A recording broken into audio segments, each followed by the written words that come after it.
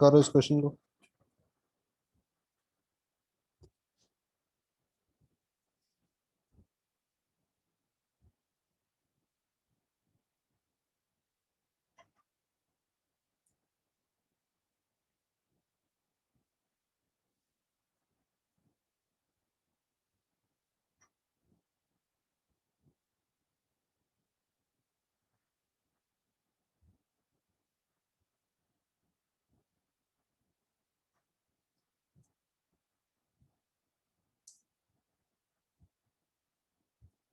हो जाए तो हैंड रेस करके बताना।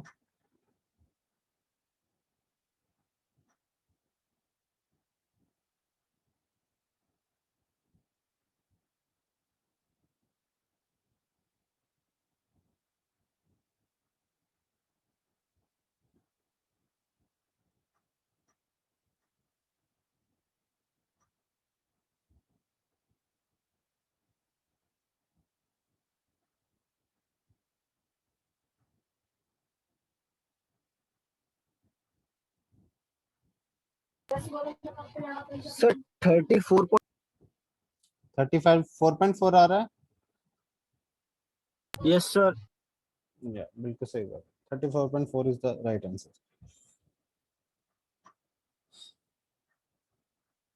तो देखो सिंपली एवरेज मोलर मास निकालेंगे। तो कैसे निकालेंगे? ऊपर क्या आता है? Total mass. अगर याद हो तुम्हें तो ऊपर क्या आता था? Total mass of gaseous mixture. और नीचे क्या आता था? Total number of moles. Total number of moles.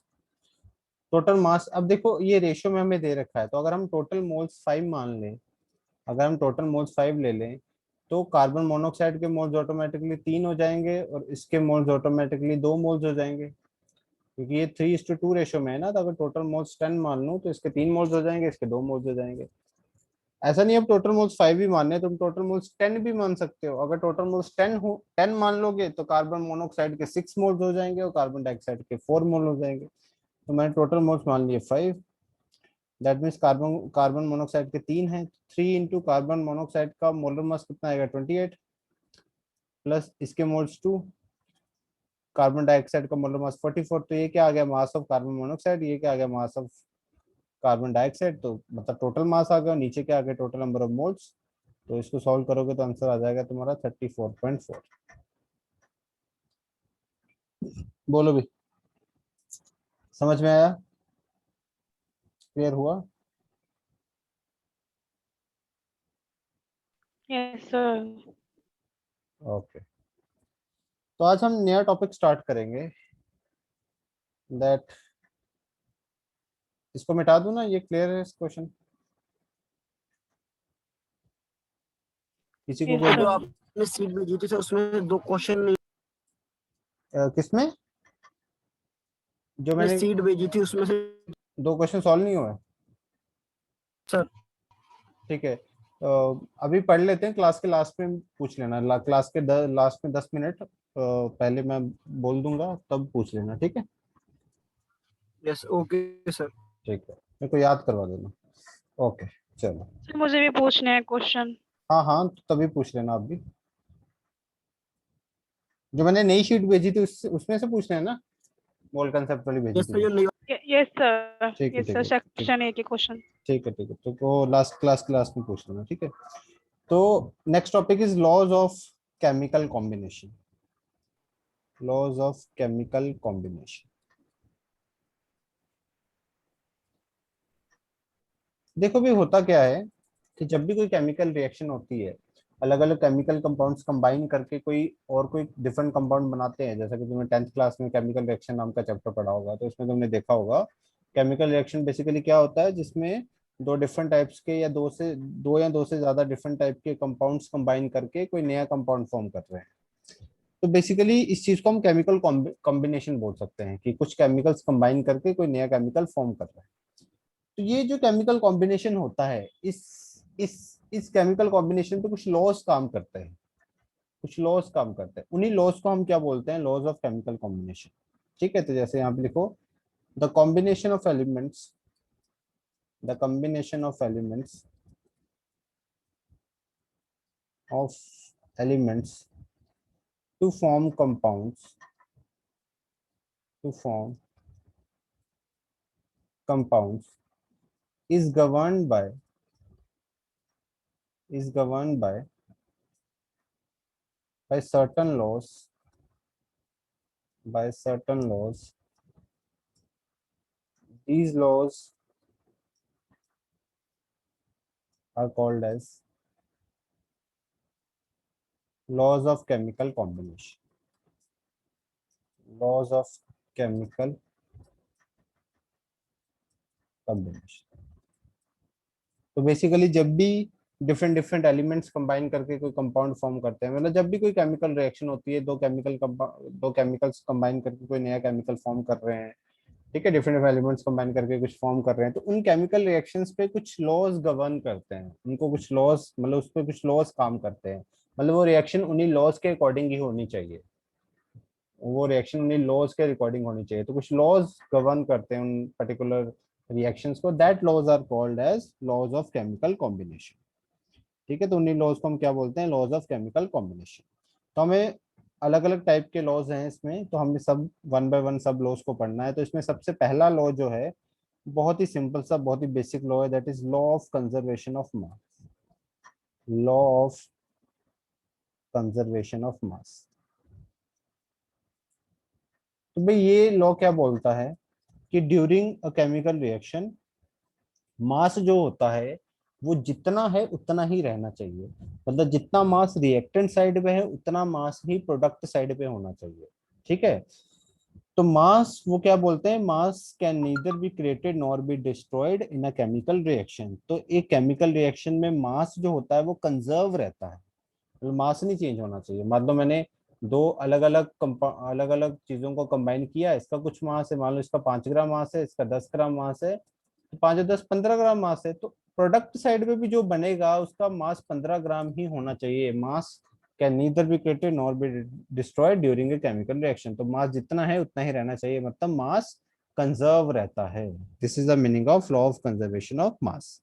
That means यहाँ पे सिंपली तुम लिख लो, in a chemical reaction, in a chemical reaction, chemical reaction total mass remains conserved, total mass remains conserved। Total mass क्या रहता है, conserve रहता है। दैट मीन्स मॉस, यहाँ पे लिखेंगे mass of all reactants, mass of all reactants किसके equal होना चाहिए, mass of product, mass of all products. तो ये इक्वल होना चाहिए, जितना रिएक्टेंट्स की तरफ मास है उतना ही प्रोडक्ट की तरफ होना चाहिए। मास कहीं से कोई फालतू मास थोड़ी आ जाएगा, या मास कहीं चला थोड़ी जाएगा। तो ड्यूरिंग ए केमिकल रिएक्शन मास जो होता है वो कंजर्व रहता है। ठीक है, इसी कारण इस लॉ के एक और नाम दिया जाता है, it is also known as, it is also known as law of indestructibilities,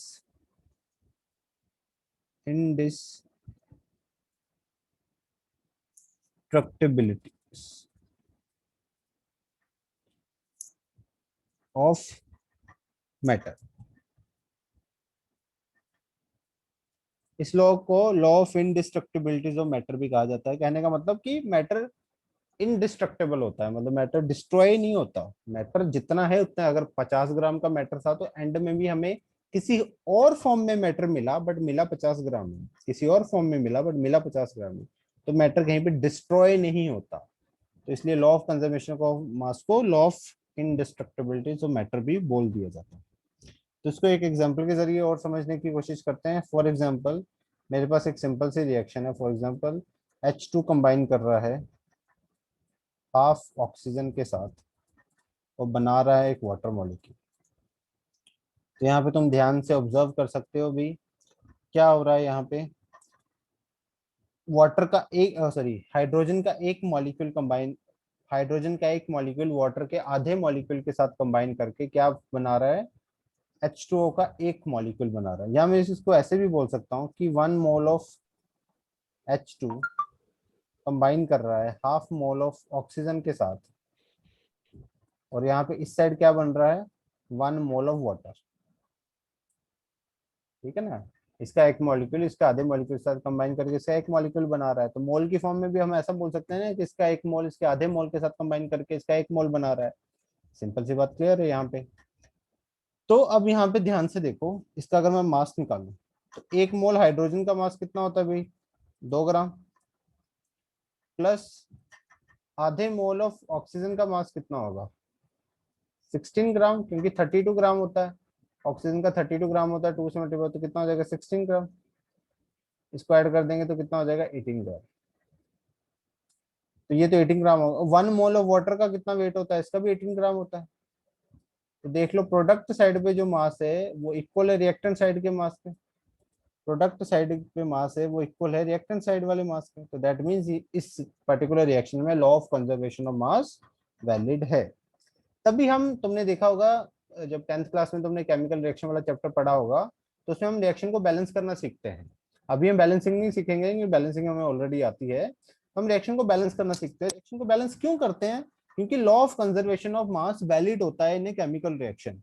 तो उस लॉ ऑफ कंजर्वेशन ऑफ मास को वैलिड रखने के लिए कि वो गलत ना हो वो लॉ, हमें रिएक्शन को बैलेंस करना पड़ता। अब यहाँ पे मैं हाफ नहीं लिखता तो ये लॉ गलत हो जाता, ये लोग गलत हो जाता, रिएक्टेंट साइड पे मास ज्यादा हो जाता है। इसलिए इसको वैलिड करवाने के लिए हमें रिएक्शन को बैलेंस करना पड़ता है कि जितने एटम्स इस साइड पे हैं उतने ही वो एटम्स ही दूसरी साइड पे भी उतनी क्वांटिटी में ही होने चाहिए, तभी ये law of conservation of mass valid रहेगा। समझ गए भाई, बोलो लॉ ऑफ कंजर्वेशन ऑफ मास समझ गए, yes yes sir. Sir. Clear है, सिंपल सा है, इसमें कुछ ज्यादा चीज नहीं है और इसमें क्वेश्चंस वगैरह कम ही आते हैं। तो हमें बोर्ड का एग्जाम तो देना नहीं है, तो इसलिए हम थोड़ा जल्दी जल्दी चलेंगे क्योंकि इसमें ज्यादा क्वेश्चन पूछे नहीं जाते नीट वगैरह में, ठीक है। तो ये एक सिंपल सी चीज है कि law of conservation of mass value का रिएक्शन को बैलेंस करना होता है। सेकंड लॉ देखते हैं। Second law is the law of constant और definite proportion.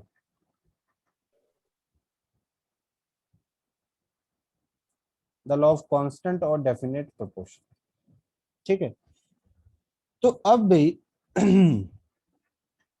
Law of constant और डेफिनेट प्रोपोर्शन में क्या है, देखो कोई भी गिवन कंपाउंड है, कोई भी गिवन कंपाउंड है, जैसे फॉर एग्जांपल मेरे पास वाटर है, तो वाटर का सोर्स कोई भी हो, चाहे वाटर तुम्हें ओशन से मिले, चाहे तुम्हें वाटर रिवर से मिले, चाहे ग्राउंड वाटर हो, चाहे किसी केमिकल रिएक्शन से वाटर मिले, सोर्स कोई भी हो वाटर का, कहीं से भी तुम्हें वाटर मिलेगा, वाटर का जो फॉर्मूला होगा वो यही होगा। मतलब वाटर में जो हाइड्रोजन और ऑक्सीजन की रेशियो होगी वो 2:1 ही होगी। वाटर का सोर्स कोई भी होगा, whether it is ocean, river, ground water, कोई भी सोर्स हो, वाटर मॉलिक्यूल का जो फॉर्मूला होगा वो इसी रेशियो में होगा। मतलब हाइड्रोजन के 2 एटम्स और ऑक्सीजन का 1 एटम कंबाइन करके ही वाटर मॉलिक्यूल फॉर्म करेगा। ऐसा नहीं है कि ओशन वाटर है तो उसमें वाटर का फॉर्मूला H2O2 हो जाएगा, और रिवर वाटर है तो उसमें कुछ और फॉर्मूला हो जाएगा, ऐसा नहीं होता। वाटर जो है वो वही रहेगा, सोर्स कोई भी हो। ये मतलब होता है लॉ ऑफ कांस्टेंट और डेफिनेट प्रोपोर्शन का, ठीक है। तो इसको एक बार लिख लेते हैं, फिर और अच्छे समझ आ जाएगा तुम्हें। लॉ ऑफ कांस्टेंट और डेफिनेट प्रोपोर्शन, देखो a given compound, oh sorry, a given compound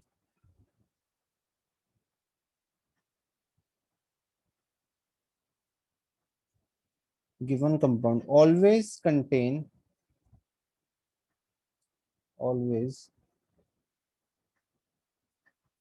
contain exactly the same proportion, exactly the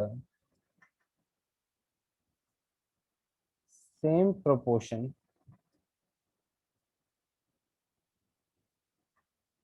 same proportion of element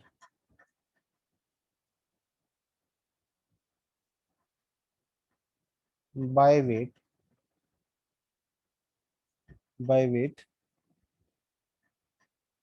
irrespective of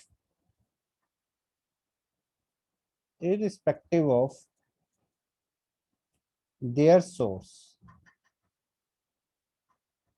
यहाँ पे स्पेस नहीं है, मैं नेक्स्ट यहाँ पे लिखता हूँ। ये लिख लिया, इसको मिटा दूं? बोलो, ये वाला पार्ट लिख लिया या नहीं? यस सर, लिख लिया। ठीक है।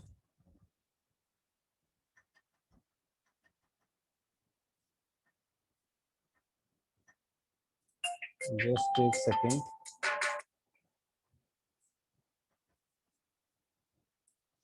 irrespective of their source, irrespective of their source or method of preparation, or method of preparation। ठीक है, तो एग्जांपल के तौर पे hydrogen and oxygen combine in 2:1 molar ratio। This ratio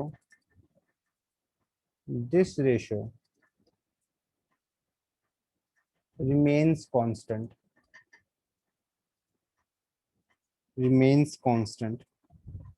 whether it is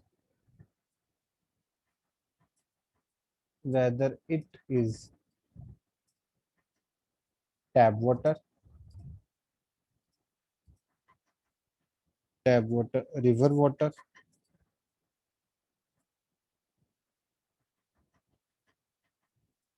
sea water,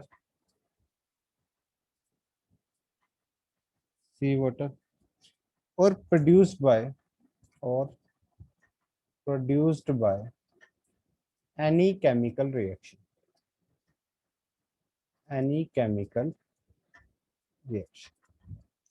तो देखो वही चीज लिखी हुई है कि कोई भी एक गिवन कंपाउंड जैसे कि वाटर, वो कंटेन करता है exactly the same proportion of element by weight irrespective of their source और मेथड ऑफ प्रिपरेशन। तो तुम उसको जिस मर्जी मेथड से बनाओ, जिस मर्जी सोर्स से प्रोड्यूस करो, वो एलिमेंट, वो पर्टिकुलर कंपाउंड में जो एलिमेंट्स होंगे वो सेम प्रोपोर्शन में होंगे। जैसे कि वाटर में हाइड्रोजन ऑक्सीजन 2:1 रेशियो में ही होते हैं, वेदर ये टैप वाटर हो, रिवर वाटर हो, सी वाटर हो, या हम उस वाटर को किसी भी केमिकल रिएक्शन से बनाएं। चाहे हम इस केमिकल रिएक्शन से बनाएं, चाहे हम कोई और केमिकल रिएक्शन ले लें, मान लो इस केमिकल रिएक्शन से बनाएं, for example NaOH plus HCl, water plus NaCl।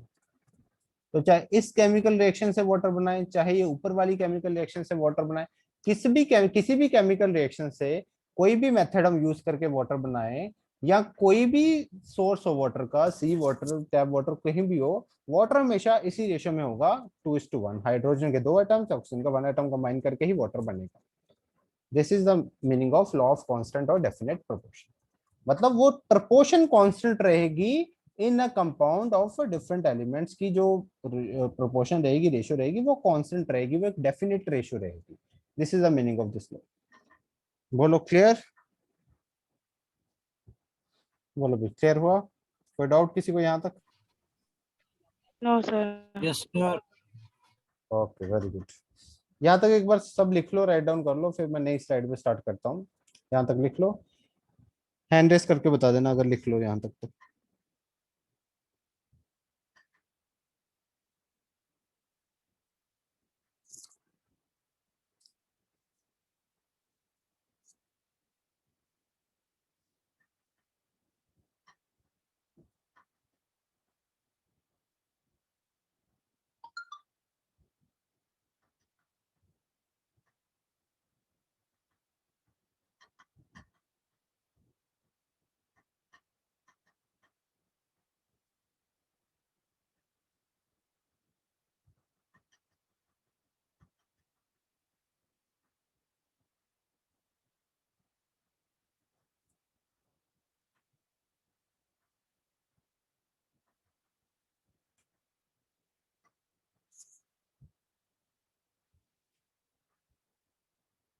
लिख लो तो हैंड रेस करके बता देना।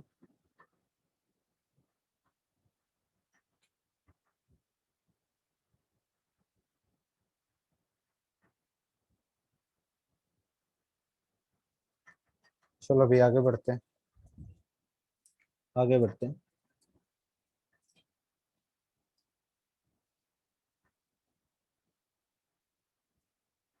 नेक्स्ट लॉ इज थर्ड वाला, लॉ ऑफ, ये थोड़ा सा ध्यान से सुनना, ये कई बार कंफ्यूजिंग होता है, बच्चों को कम समझ में आता है, ये थोड़ा सा कंफ्यूजिंग होता है कई बार, ध्यान से सुनना इसको। The law of multiple proportion, the law of multiple proportion, थोड़ा फोकस के साथ सुनना। देखो इसका क्या मतलब है, इसका सिंपल सा मतलब है, पहले लिख लेता हूँ फिर समझाता हूँ उसको, ठीक है। So when element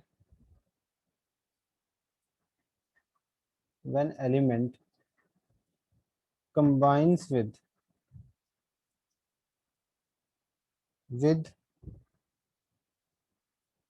other element, with other element to form two or more, two or more different compounds,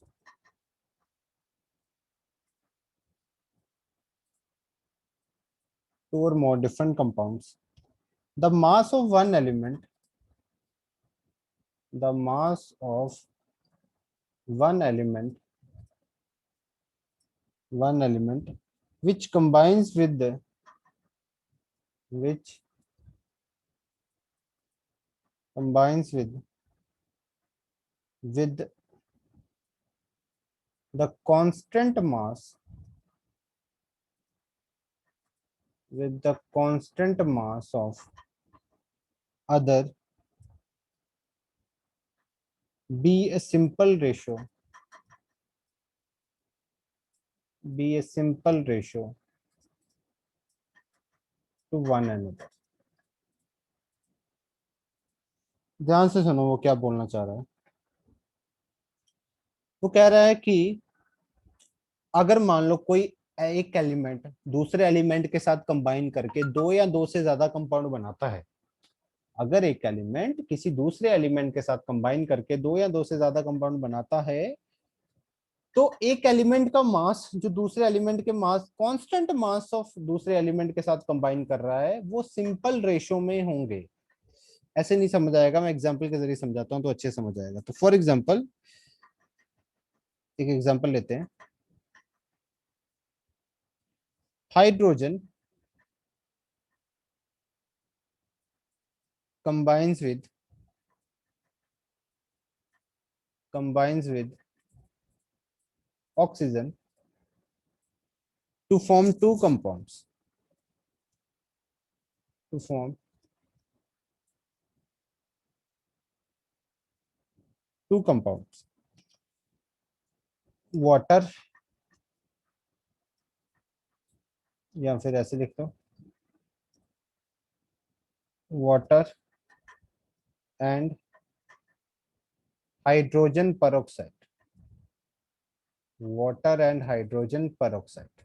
तो देखो वो क्या बोल रहा है, हाइड्रोजन ऑक्सीजन के साथ कंबाइन करके दो कंपाउंड्स बना रहा है। जैसे इसने बोला था when when element combine, when element combines with other element to form two और मोर कंपाउंड्स, इसमें हमने टू कंपाउंड्स की एग्जांपल ली है कि दो कंपाउंड फॉर्म कर रहे हैं हाइड्रोजन और ऑक्सीजन कंबाइन करके। तो देखो जब हाइड्रोजन ऑक्सीजन कंबाइन कर रहे हैं फॉर एग्जांपल, तो हाइड्रोजन ऑक्सीजन के साथ कंबाइन करके, या ऐसे मानो हाइड्रोजन, चलो ऐसे ले लो, hydrogen plus half O2 giving rise to water. तो हाइड्रोजन ऑक्सीजन के साथ कंबाइन करके वाटर बना रहा है।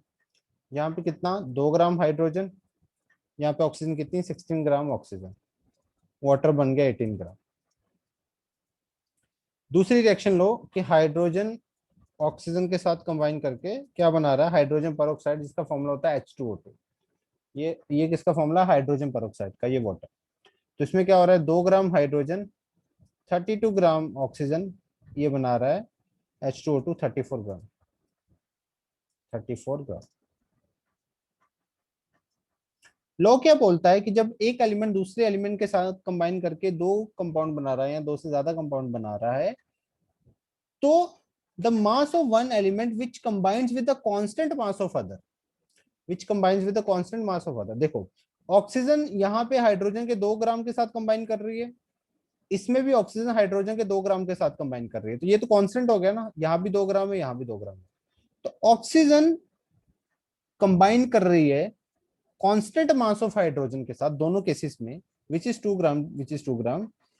That oxygen will be in a simple ratio, ये दो ऑक्सीजन एक सिंपल रेशो में होगी। दैट मीन्स कि ये ऑक्सीजन दोनों एक सिंपल रेशो में होंगी, और तुम देख सकते हो किस रेशो में, 16:32 में, मतलब इसको कैंसिल करोगे तो 1:2 में आएगा। तो एक सिंपल रेशो में होगी 1:2 रेशो में।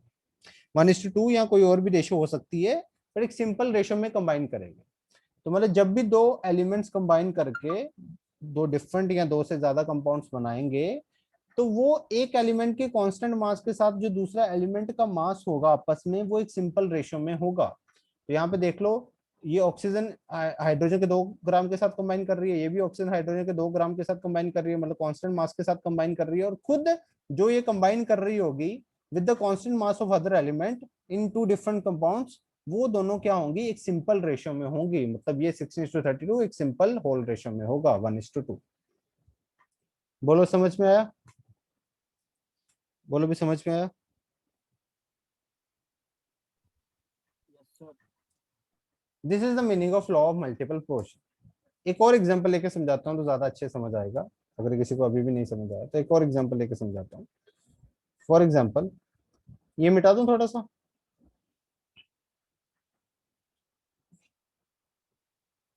Yes, sir.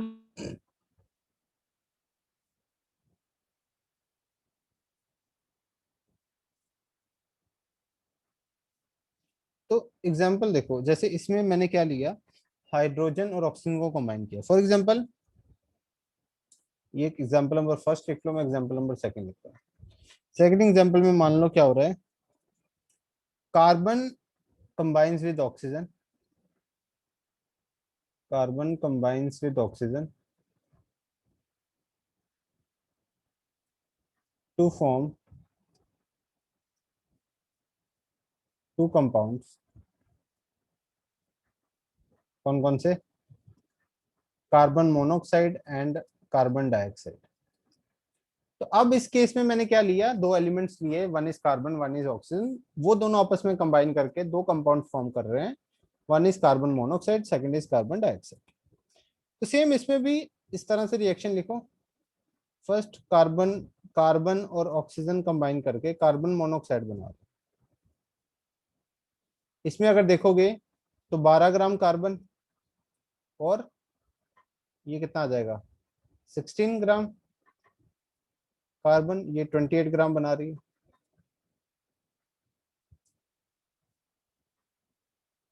दूसरी एग्जांपल लो,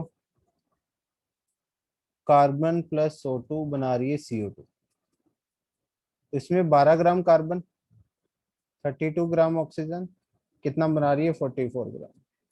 तो इसमें भी देख लो, when two elements combine with each other to form two or more than two different compounds, तो दो एलिमेंट्स आपस में कंबाइन करके दो डिफरेंट कंपाउंड्स बना रहे हैं, तो इसमें भी एक एलिमेंट दूसरे एलिमेंट के कांस्टेंट मास के साथ कंबाइन करके, तो इस केस में भी ऑक्सीजन कार्बन के कांस्टेंट मास के साथ कंबाइन करके दोनों कंपाउंड्स में वो खुद आपस में सिंपल रेशो में है।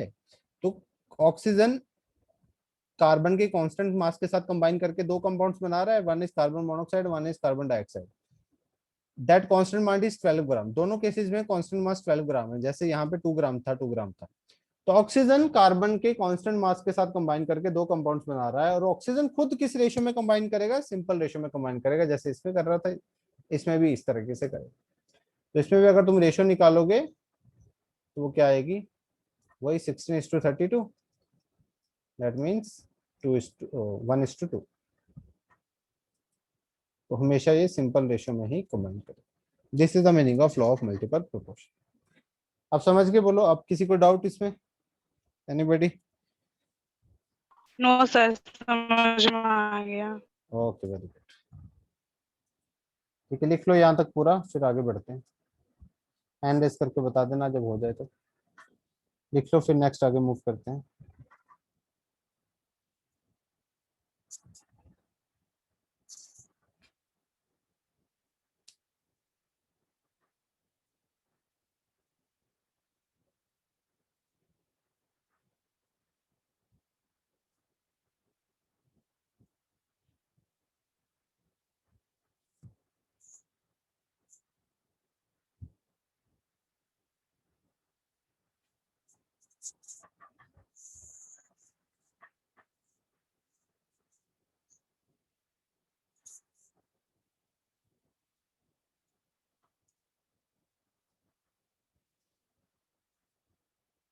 ठीक है भाई, आगे बढ़ते हैं, चलो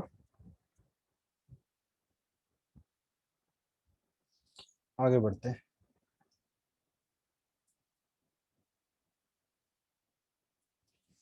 नेक्स्ट हमें थोड़ी सी बातचीत डेंसिटी के बारे में करनी है। तो थोड़ी बहुत बातचीत डेंसिटी के बारे में करेंगे। डेंसिटी जैसे कि तुम्हें पता ही है, डेंसिटी का मीनिंग क्या होता है? Mass of any substance per unit volume. Per unit volume कितना मास है किसी सब्सटेंस का, that is the meaning of density. ठीक है। अब इस डेंसिटी में ना दो चीजें होंगी। एक तो होगी absolute density, absolute density, and second होगी रिलेटिव डेंसिटी।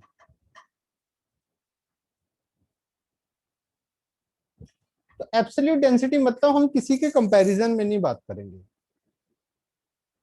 हम प्रॉपरली किसी भी सब्सटेंस की डेंसिटी बताएंगे एक यूनिट्स में, प्रॉपर यूनिट यूज करके हम किसी की डेंसिटी बताएंगे। That is the meaning of absolute density. Relative density का क्या मतलब है? हम किसी का कंपैरिजन में डेंसिटी बताएंगे। जहां भी रिलेटिव वर्ड आ जाए, जहां भी रिलेटिव वर्ड आ जाए, रिलेटिव वर्ड आ जाए, उसका सिंपल सा मीनिंग होता है कि हम किसी के कंपैरिजन में देख रहे हैं। तो रिलेटिव डेंसिटी में हम किसी के कंपैरिजन में डेंसिटी देखेंगे। एब्सोल्यूट डेंसिटी मतलब नॉर्मल प्रॉपरली मेंशन करेंगे प्रॉपर यूनिट्स में। तो जैसे अब आगे आगे समझो, फिर समझ आ जाएगा। सबसे पहले बात करते हैं एब्सोल्यूट डेंसिटी की।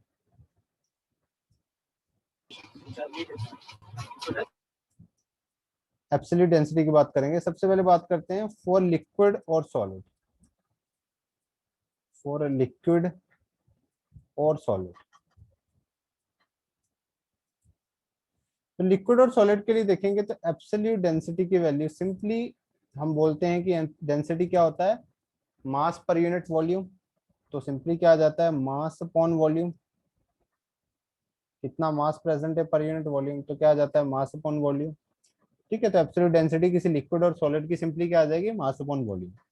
यूनिट तुम कैसे भी ले सकते हो, अगर मास को ग्राम में ले लोगे और वॉल्यूम को ml में ले लोगे तो यूनिट क्या हो जाएंगे? ग्राम पर ml। बट अगर ऐसे यूनिट देखो इसके डेंसिटी के, तो वो क्या होंगे? मास के ऐसे यूनिट किलोग्राम और वॉल्यूम के होते हैं मीटर ग्राम, तो वो क्या हो जाएगा? किलोग्राम पर मीटर, किलोग्राम पर मीटर क्यूब। ठीक है। तो ये होगा किसी लिक्विड और सॉलिड के लिए। गैस के लिए, फॉर गैस, गैस के लिए अगर देखोगे तो एब्सोल्यूट डेंसिटी की value, absolute density simply equal हो जाएगी molar mass upon molar volume. Molar mass upon molar volume. तो मतलब एक पर्टिकुलर वॉल्यूम में एक मोल का जितना वॉल्यूम होता है दैट इज मोलर वॉल्यूम। उस वॉल्यूम में एक ही मोल प्रेजेंट है तो उसका मास कितना हो जाएगा? Molar mass. भाई एक मोल का वॉल्यूम कितना होता है? Molar volume. और एक मोल का मास कितना होता है? Molar mass. तो मास अपॉन वॉल्यूम ही तो हो गया। तो molar mass upon volume, molar volume कर दिया। एक मोल का जितना मास है, एक मोल का जितना वॉल्यूम है, molar mass upon volume, volume. ये क्या आ जाएगा? Density simply. अब इसमें अगर देखो मोलर मास कितना होता है? मोलर मास तो डिपेंड करेगा किस गैस की हम बात कर रहे हैं।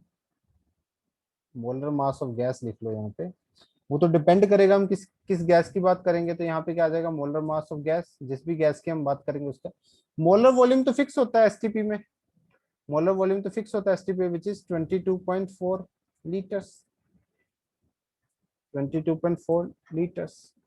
तो एब्सोल्यूट डेंसिटी अगर तुम एसटीपी में पूछोगे किसी भी गैस की, तो उस गैस का एक मोल का वॉल्यूम तो फिक्स होता है 22.4 लीटर, और एक मोल सब्सटेंस का मास, एक मोल गैस का मास कितना हो जाएगा, मोलर मास, जितना उसका मोलर मास है, क्योंकि मोलर मास का मतलब ही ये होता है मास ऑफ वन मोल।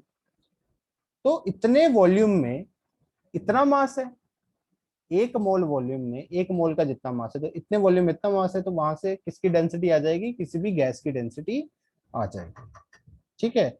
और इसमें यूनिट क्या हो जाएंगे, सिंपली इसके ग्राम पर लीटर, क्योंकि मोलर मास किस में होता है, ग्राम में, और ये लीटर्स में हो गया, तो यूनिट क्या होंगे, ग्राम पर लीटर। ओके भाई, तो ये हो गया एब्सोल्यूट डेंसिटी। नेक्स्ट हम बात करेंगे रिलेटिव डेंसिटी के बारे में। रिलेटिव डेंसिटी, अब इसमें हमने किसी के कंपैरिजन में नहीं बात की, इसमें हमने properly mass upon volume proper unit के साथ मेंशन कर दिया। ठीक है।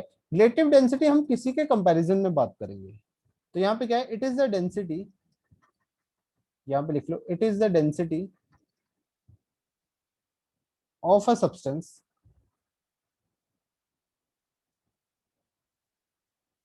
it is the density of a substance with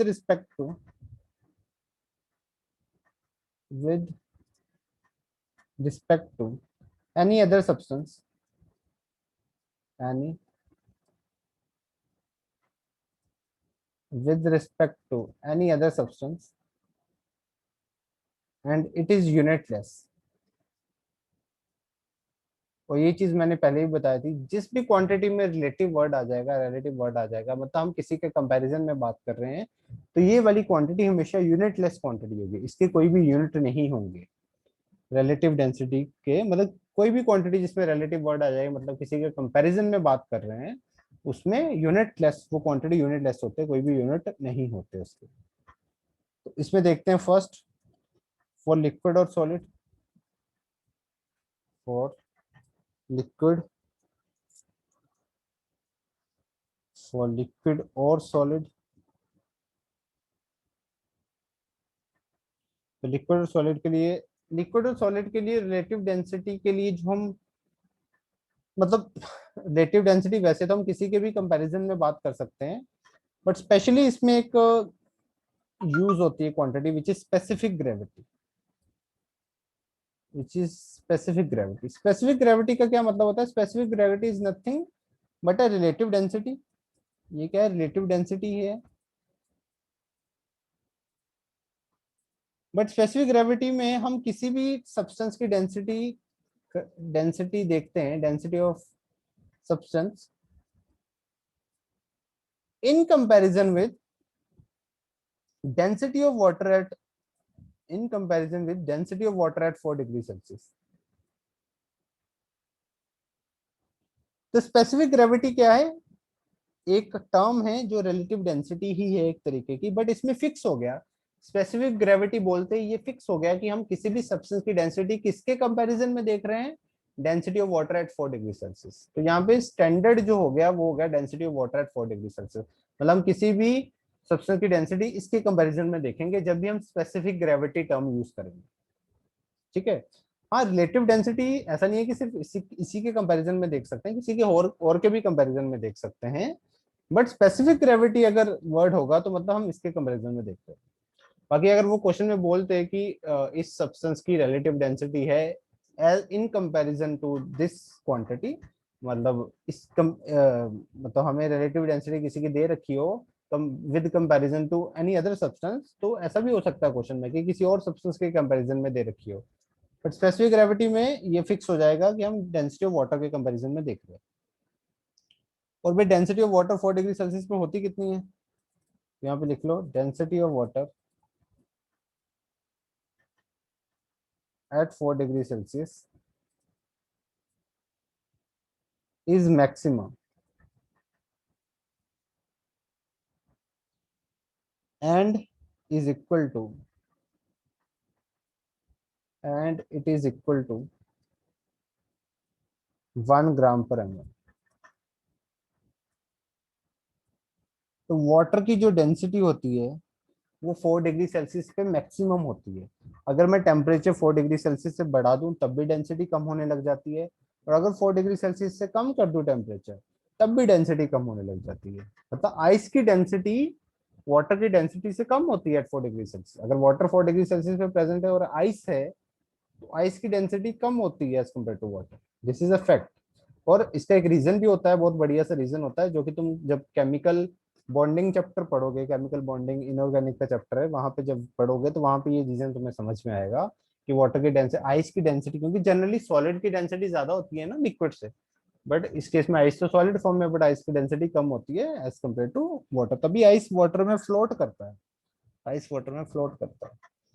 ठीक है, तो density of water 4 degree Celsius कितनी मैक्सिमम वो किसके इक्वल होती है, 1 gram per ml। That means, इसको मिटा दूं थोड़ा सा, ये लिखना है।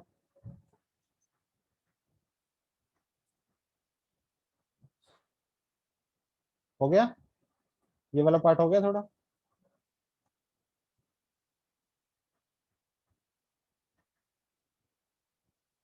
भाई कुछ पूछ रहा हूँ यार।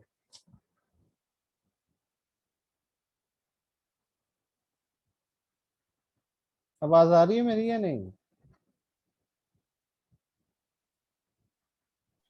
यस सर आ रही है।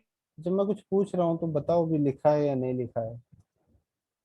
ठीक है, तो अब यहाँ पे देखो स्पेसिफिक ग्रेविटी किसके इक्वल आ गया, स्पेसिफिक ग्रेविटी। सुस्त होके ना बैठा करो ऑनलाइन, क्योंकि ऑनलाइन क्लास में ये दिक्कत है, ऑफलाइन में होते तो फिर तो मैं सेट कर लेता तुम्हें, बट अब ऑनलाइन में तुम्हें दिख नहीं रहा मेरे को तुम्हारे फेस वगैरह, तो तुम पता नहीं कैसे सुस्ती में बैठे हुए हैं, कैसे क्या कर रहे होगे, कोई बेड पे लेट के पढ़ रहा होगा या क्या कर रहे होगे। ठीक है, तो ऐसा मत करो, एक प्रॉपर टेबल पे बैठ के, हो सके अगर लैपटॉप घर पे है तो लैपटॉप पे पढ़ो, फोन पे मत पढ़ो, जितनी बड़ी स्क्रीन पे पढ़ोगे उतना बेटर रहेगा, अगर नहीं है लैपटॉप तो फोन पे ही पढ़ो। तो प्रॉपर टेबल पे बैठ के कॉपी पेन लेके आराम से एक्टिव होके पढ़ा करो, और जब मैं कुछ पूछ रहा हूँ कोई चीज तो इमिडिएटली इसका जवाब दिया करो। हाँ भाई, तो स्पेसिफिक ग्रेविटी क्या होगी, ऊपर तो आ गया डेंसिटी ऑफ सब्सटेंस।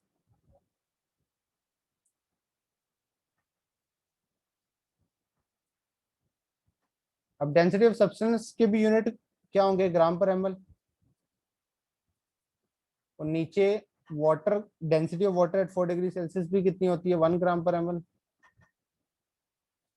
तो तभी यहाँ पे देखो ग्राम पर ml आपस में कैंसिल हो जाता है, और अल्टीमेटली स्पेसिफिक ग्रेविटी किसके इक्वल आ जाएगी, स्पेसिफिक ग्रेविटी किसके इक्वल आ जाएगी, डेंसिटी ऑफ सब्सटेंस।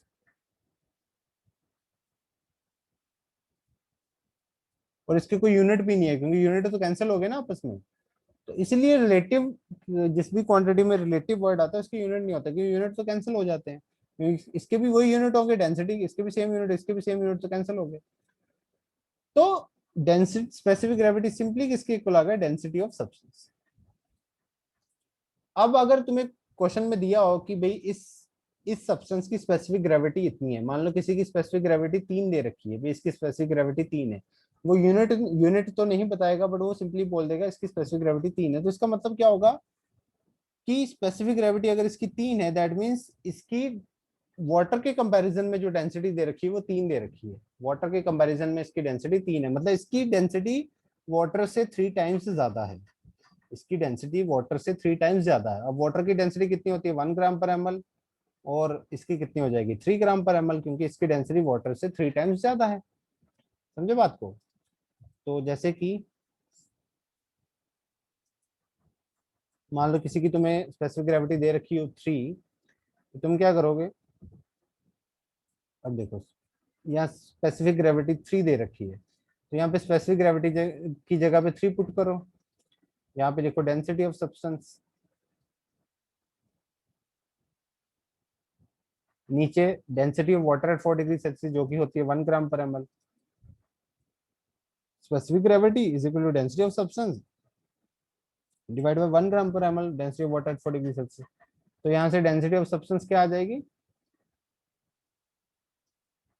यहाँ पे लिख लो एग्जांपल के तौर पे, if specific gravity equals to 3, C G मतलब स्पेसिफिक ग्रेविटी, अगर 3 गिवन है तो डेंसिटी ऑफ सब्सटेंस कैसे निकाल सकते हैं, तो डेंसिटी ऑफ सब्सटेंस सिंपली किसके इक्वल आ जाएगा, 3 × 1 g/ml, मतलब सिंपली क्या आ जाएगा 3 g/ml। तो सिंपली किसी की भी तुम्हें स्पेसिफिक ग्रेविटी दे रखी है, मान लो किसी की स्पेसिफिक ग्रेविटी 5 दे रखी है, तो मतलब डेंसिटी कितनी होगी सब्सटेंस की 5 g/ml। किसी की स्पेसिफिक ग्रेविटी 10 दे रखी है, तो डेंसिटी कितनी हो जाएगी सब्सटेंस की 10 g/ml। क्योंकि वाटर की डेंसिटी 1 g/ml है, उसके कंपैरिजन में उसकी इतनी ज्यादा है, तो वहां से यहाँ से भी तुम फॉर्मूले के हिसाब से भी तुम देख सकते हो कि डेंसिटी ऑफ सब्सटेंस कितनी आ जाएगी।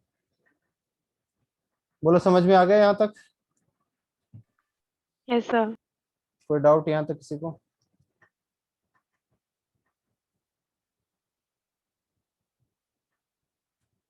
Clear? Yes, sir. Okay, yes sir. इतना राइट डाउन करो, फिर आगे बढ़ाता हूँ। इतना लिख लो, हो जाए तो हैंड रेस करके बता देना।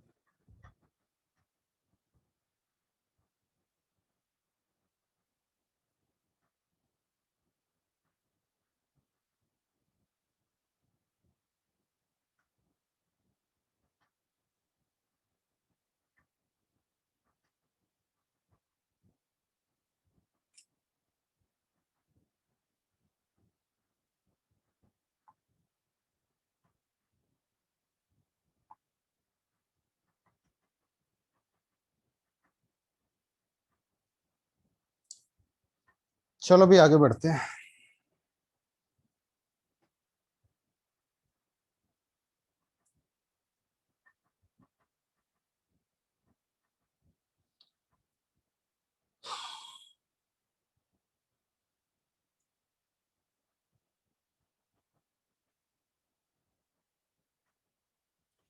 नेक्स्ट है फॉर गैस।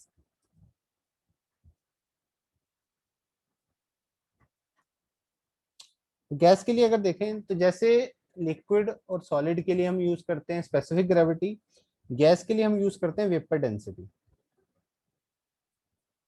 गैस के लिए जो रिलेटिव डेंसिटी के लिए यूज होता है, ये भी क्या है, रिलेटिव डेंसिटी ही है,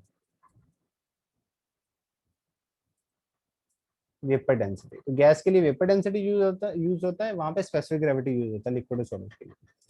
तो वेपर डेंसिटी क्या है, it is defined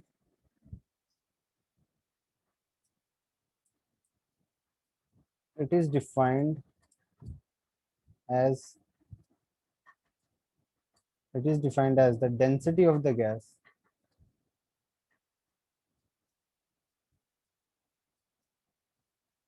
it is defined as the density of the gas with respect to hydrogen gas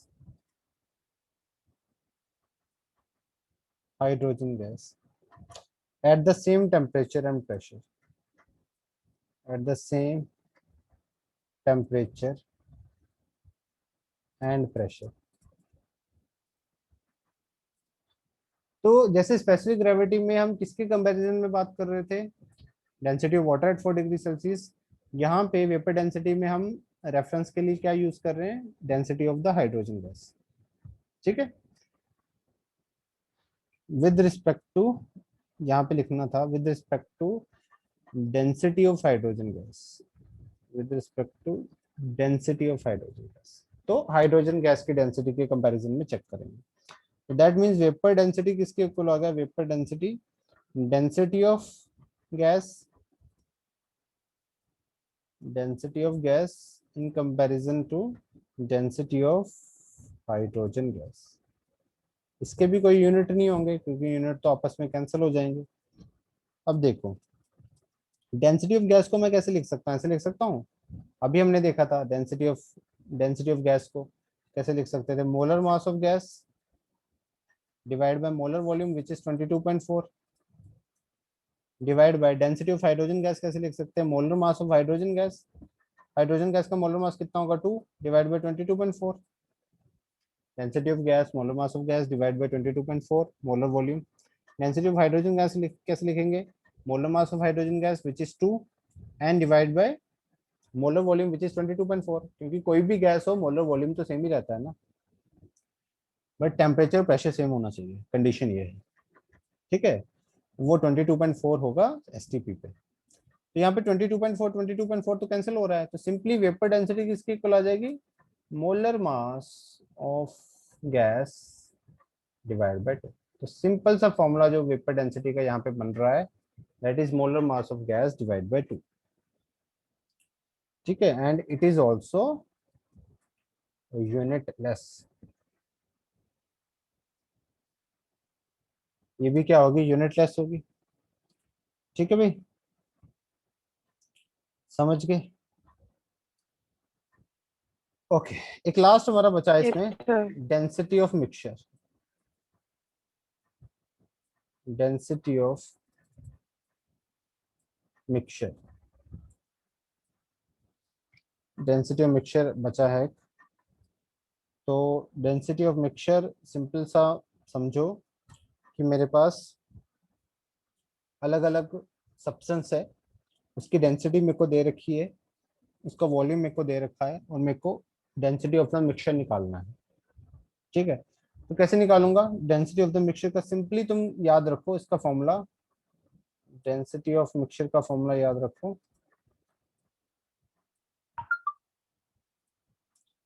total mass upon total volume.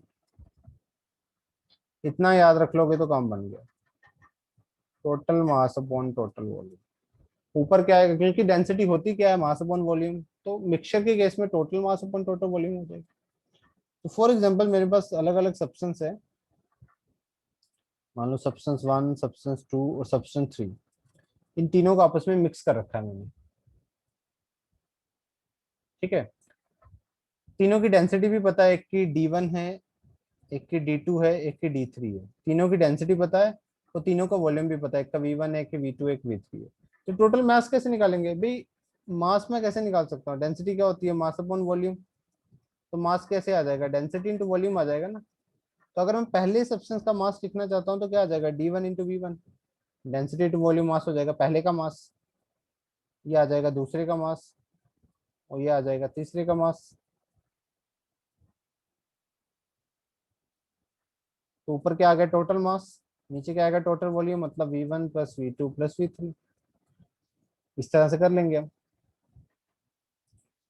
अब फॉर एग्जाम्पल मेरे को वो वॉल्यूम ना देके मास दे दे, मतलब डेंसिटी बता दे और मास बता दे, M1 M2 M3, डेंसिटी और मास दे दे, तो तब हम मास तो फिर सिंपली ऊपर क्या आ जाएगा, M1 plus M2 plus M3। अब वॉल्यूम कैसे निकालेंगे, वॉल्यूम जो कि हम पता नहीं है, वॉल्यूम निकालने का तरीका, वॉल्यूम क्या होता है, मास अपॉन डेंसिटी। तो नीचे क्या आ जाएगा, यहाँ पे स्पेस कम में, M1 upon D1 plus M2 upon D2 and plus M3 upon D3। सही है ना, V3 V2 V1,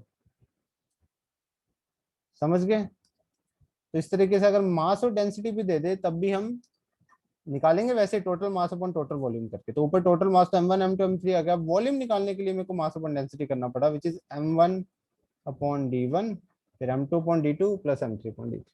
तो इस तरीके से डेंसिटी ऑफ मिक्सचर भी हम निकाल लेंगे। बोलो क्लियर है, यहाँ Yes, तक sir. कोई डाउट, यहाँ तक किसी को।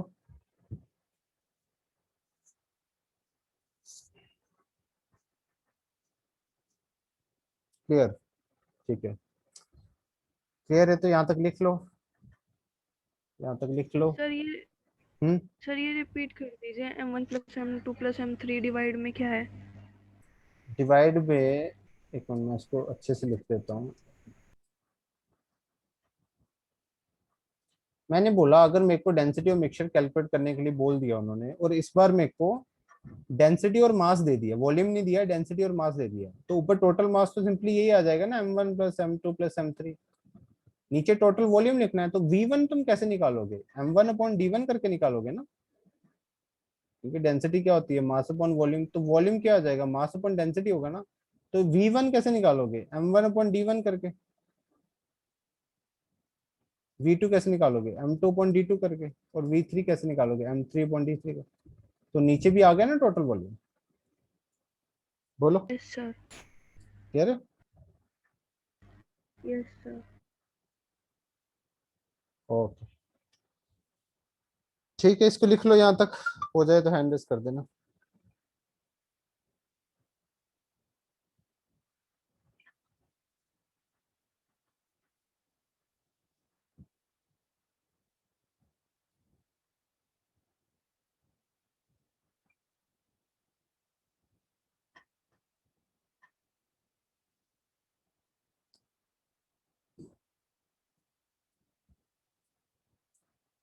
चलो अभी आगे बढ़ते हैं। तो मान लो एक सिंपल सा क्वेश्चन तुमसे पूछा जाए, what is the relative density of SO2 with respect to CH4? What is the relative density of SO2 with respect to CH4? इसमें इसने ना बोला है स्पेसिफिक ग्रेविटी, ना बोला है वेपर डेंसिटी, इसमें स्पेशली इसने बोला है कि किसके कंपैरिजन में निकालनी है। तो इस टाइप के क्वेश्चन में सिंपली तुम क्या करोगे, रिलेटिव डेंसिटी निकालनी है,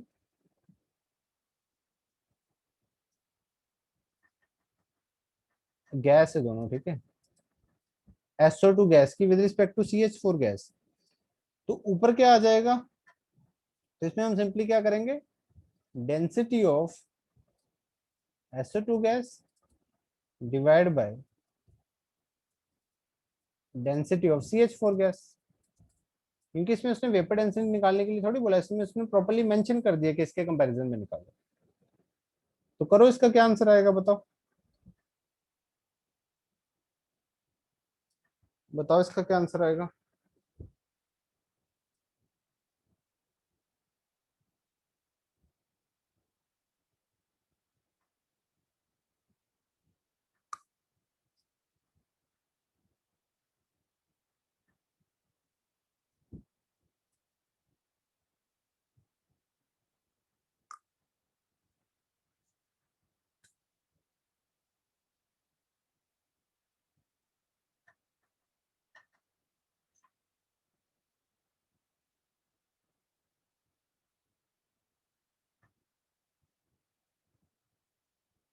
बोलो भाई, क्या आंसर आएगा, सिंपल सा क्वेश्चन है, क्या हो गया। फोर। हाँ, फोर आंसर आएगा इसका, ठीक है, वेरी गुड, फोर आंसर आएगा, क्योंकि डेंसिटी ऑफ SO2 गैस कैसे लिखोगे यार, इतनी जल्दी भूल गए क्या। Molar mass of SO2 gas, molar mass of SO2 divide by 22.4 molar volume, इसका क्या करोगे, molar mass of CH4 divide by 22.4 molar mass upon molar, ये तो कट जाएगा, तो अल्टीमेटली दोनों का मोलर मास ही तो डिवाइड करना है, मतलब SO2 का मोलर मास 64, CH4 का मोलर मास 16, तो कितना आ जाएगा, 4 आ जाएगा। क्लियर है। यस। एक सिंपल सा निकालो अब खुद, what is the relative density CO2 with respect to N2। CO2 की निकालनी है विद रिस्पेक्ट टू N2O, बताओ कितना आएगा answer.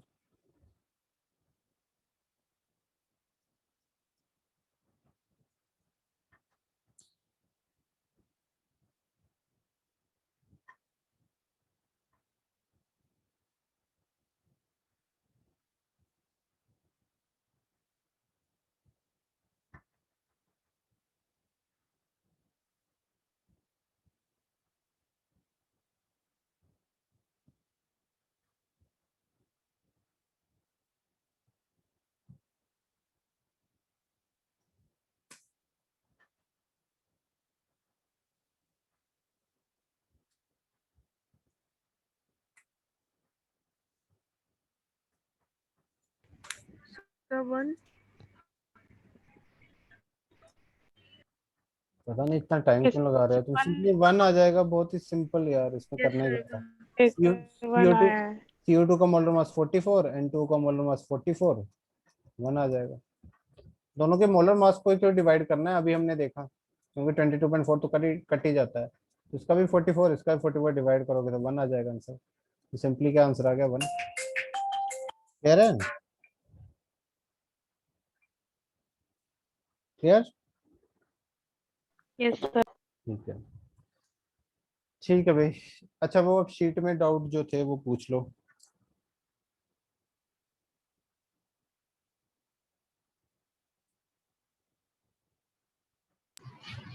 Sir 14 and 16।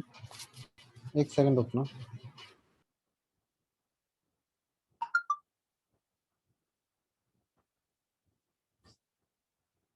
Fourteen and 16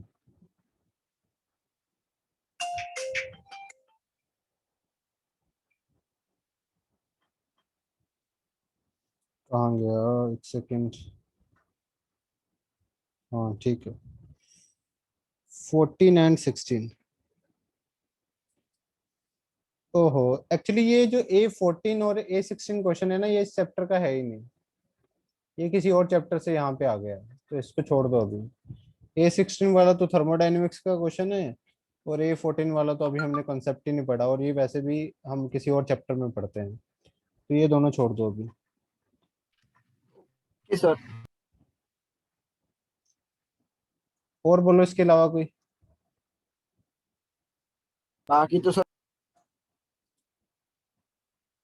और किसी का डाउट है एक्सरसाइज 1 में और सेक्शन ए में? Sir 10th। 10th। 10th में है, if V ml of vapor of substance at NTP weight W gram, the molar weight of substance, molar weight क्या होगा? ओके देखो, V ml है, वॉल्यूम है, तो तुम मोल्स कैसे निकालते हो? गिवन वॉल्यूम अपॉन 22400, क्योंकि ml में लेना था ना, क्योंकि यहाँ पे वॉल्यूम ml में था, तो ml में लेना पड़ेगा, तो मोल्स मोल्स आ जाएंगे।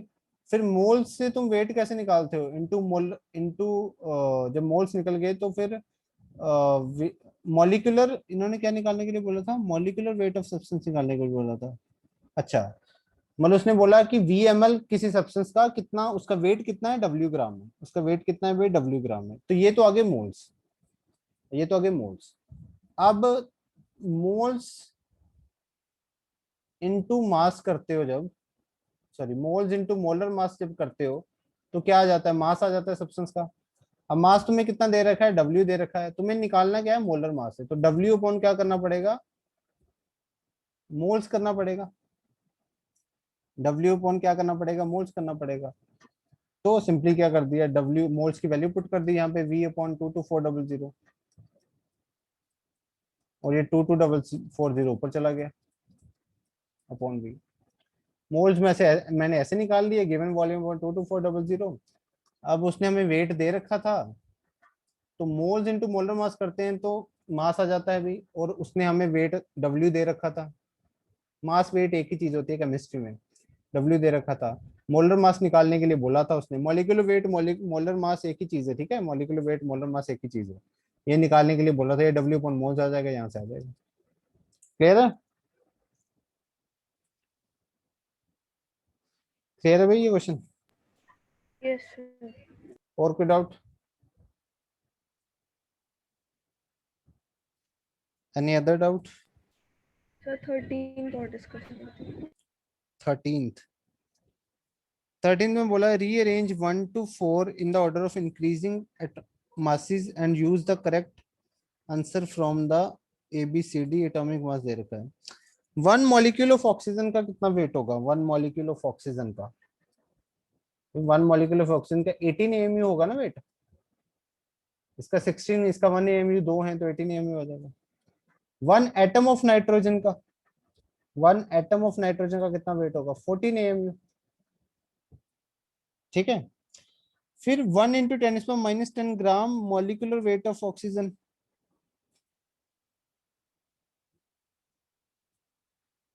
1 × 10⁻⁻10 ग्राम, इसका मास कितना होगा? 10⁻⁻10 ग्राम का मास कितना होगा?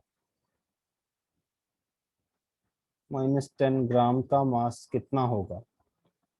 ये क्या लिखा हुआ है इन्होंने? 10⁻⁻10 ग्राम मॉलिक्यूलर वेट,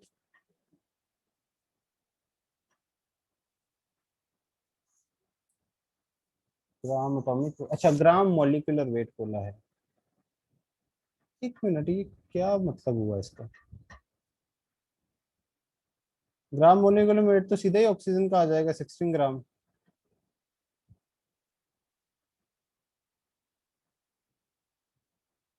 ठीक है, इन्होंने शायद इसका 10⁻⁻10 ग्राम दे तो दिया, फिर ये कर क्या रहे हैं?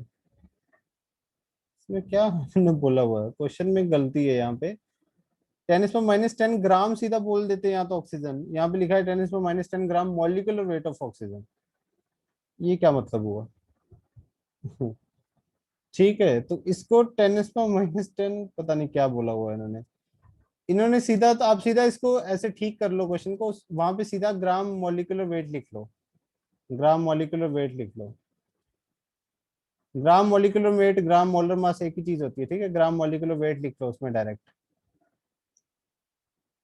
तो ग्राम मॉलिक्यूलर वेट ऑक्सीजन का कितना होता है? 16 ग्राम, ओ सॉरी 16 ग्राम होता है।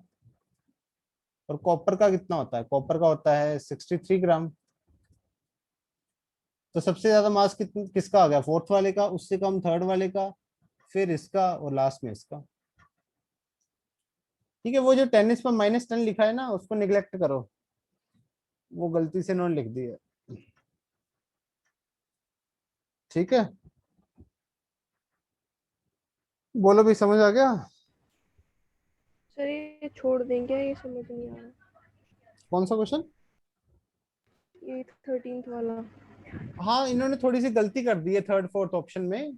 छोड़ना है तो छोड़ दो वैसे, बट मैंने बोल दिया उसको 10⁻⁻10 को भूल जाओ, उसको सीधा ग्राम मॉलिक्यूलर वेट लिख लो। ग्राम मॉलिक्यूलर वेट इसका 16 ग्राम आ जाएगा, उसका 63 ग्राम आ जाएगा, फिर अरेंज कर दो उसको इंक्रीजिंग एटॉमिक मास की फॉर्म में। तो सबसे ज्यादा एटॉमिक मास इसका आ गया, उससे कम इसका। और ये तो एएमयू तो बहुत छोटा होता है ना ग्राम के कंपैरिजन में, तो ये तो दोनों छोटे हैं इससे, फिर सबसे छोटा आ गया नाइट्रोजन वाला। सर इसमें आंसर भी गलत ही है शायद। नहीं, फोर्थ ही सबसे ज्यादा है।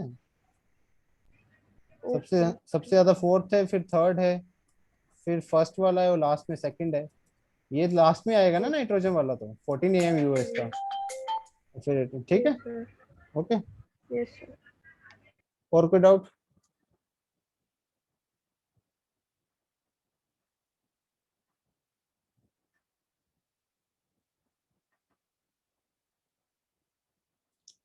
ठीक है, क्लियर है। चलो सेक्शन बी तो अभी हम सेक्शन बी तो अभी हमारा कवर नहीं हो पाया, मॉलिक्यूलर फॉर्मूला वाला, ये तो नेक्स्ट लेक्चर में हो पाएगा। ठीक है, तो तुम जितने पिछले लेक्चर हो चुके हैं वो अच्छे से रिवाइज कर लो, जिनका भी कोई पेंडिंग लेक्चर बचा है तो नेक्स्ट लेक्चर से पहले पहले सब चीजें रिवाइज करके रखो पुरानी। और जिन्होंने लेक्चर्स मिस किए हैं वो जाके लेक्चर्स पुराने अच्छे से देख लो। ठीक है, चलो ठीक है, आज के लिए इतना ही, फिर मिलते हैं नेक्स्ट लेक्चर में, तब तक के लिए bye bye. Okay, bye bye. Okay, bye bye.